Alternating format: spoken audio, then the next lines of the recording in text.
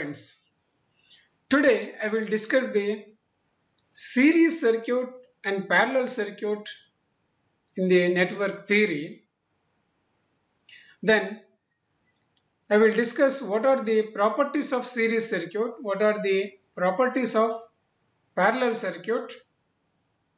Similarly, how to find the equivalent resistance in the series circuit, and similarly how to find the equivalent resistance in the parallel circuit.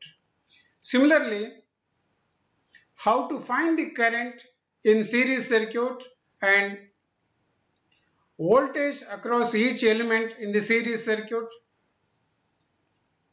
And in the parallel circuit also, we see how to calculate the currents flowing in various parallel branches. So let us assume here there is a resistance R1, R2, R3, etc. up to Rn. They are connected in series, and the outer terminals are named as A, B like this. This is we call as series circuit, whereas here this is the parallel circuit. So where we find the R1, R2, R3 up to Rn, all resistors are connected in parallel, and the end terminals of these parallel branches we call as A and B like this.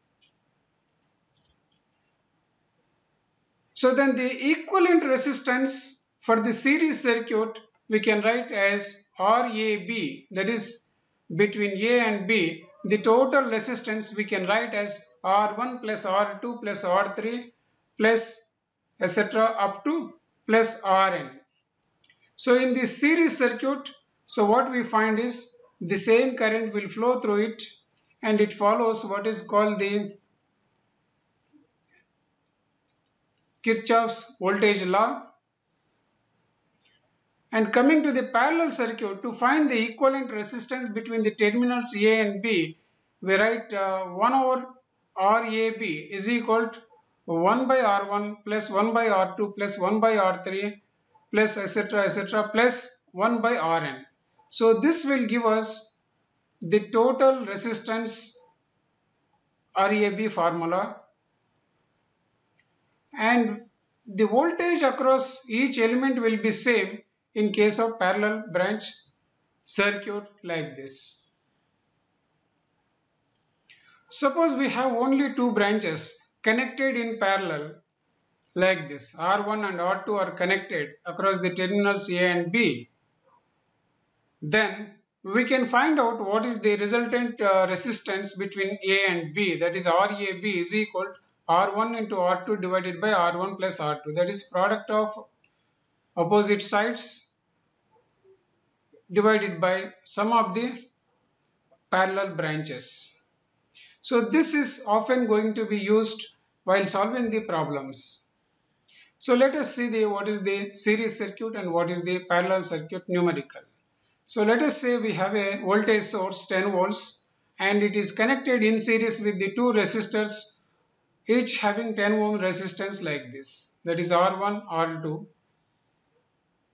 And we know what is Ohm's law, that Ohm's law is nothing but V is equal to I into R. And from this circuit, because these two resistors are connected in series, we can calculate what is the resultant resistance, that is capital R is equal to this R1 plus Rp, that is 10 plus 10 will give us 20 ohms. So we know what is the current as per Ohm's law, that is I is equal to V by R. I is V is applied voltage, that is 10 divided by total resistance is 20, so we get 0.5 amperes. Then voltage across 10 ohms is equal to I into 10 ohms. So I we calculated, that is 0.5 ohms amperes into 10, that will give us 5 volts. So because two resistors whose values are equal and connected in series, so voltage across this will be 5 volts. Similarly, the voltage across this will be 5 volts. So if you connect practically, it looks like this. This is the 10 volts battery.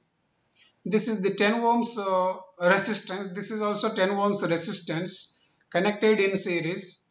And this is positive terminal and this is negative terminal. Negative terminal is connected to this 10 ohms resistance. And the current flowing we call as I, which we have calculated as 0.5 amperes. Now let us see the parallel circuit.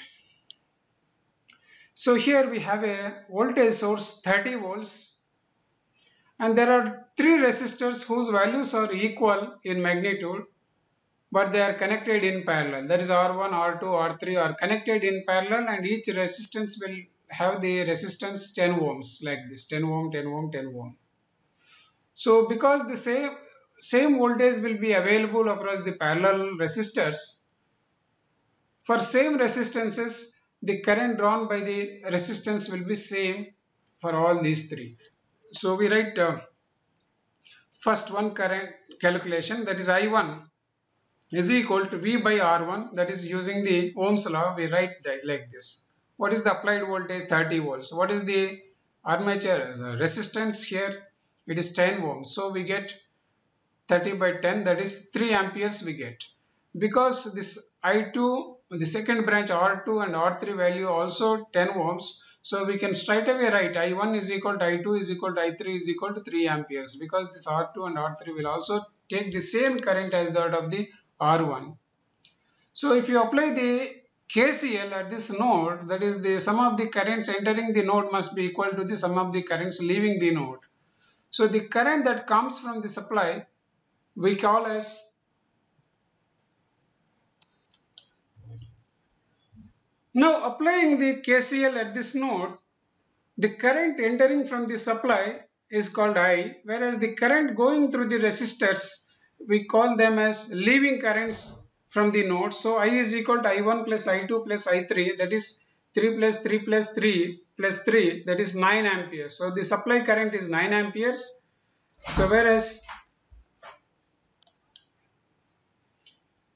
so when we write the practical, draw the practical circuit, or when we connect the practical resistance, we get like this. This is the 30 volts supply and this is the positive terminal of the 30 volt supply and this is the negative terminal of the supply. And this is the 10 ohm resistor, this is another 10 ohm resistor, this is another 10 ohm resistor. They are connected in parallel and the net is connected across the supply 30 volts. So with this circuit, whatever we found, those I1, I2, I3, I2, we will get.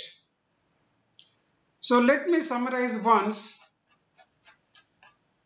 So we have seen here what is series circuit, what is parallel circuit, what are the features of the series circuit, what are the features of the parallel circuit, and we have seen how to calculate the total resistance in a series circuit, and we found that the same current will flow through the series circuit. So whereas in parallel circuit the voltage will be same across each element.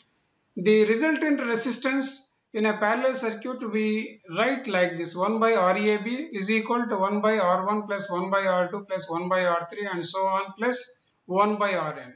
So after this we reverse this so that we get RAB value.